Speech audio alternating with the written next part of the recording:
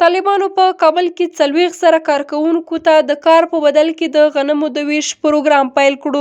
په دې پروګرام کې طالب چارواکو 40 زره کارکوونکو ته د کار زمینه برابره کړې چې د کار کولو په مقابل کې به دوی ته هره ورځ 10 کیلو غنم ورکوي.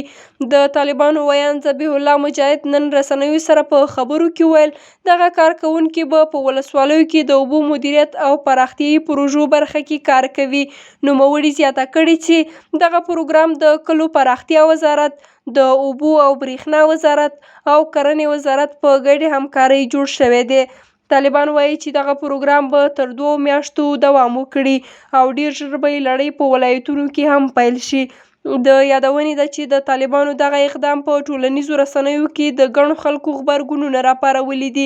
د ټولنیزو رسنیو فعال او د تیر جمهوري نظام یو مامور نظیم سمون په خپله فیسبوک پاڼه لیکلي غنم د کار په بدل کې په یو هیواد کې د شدید لوږې په حالاتو کې یو ډیر ابتدایي اقدام دی چې د بشري مرستو ادارې ترسره کوي.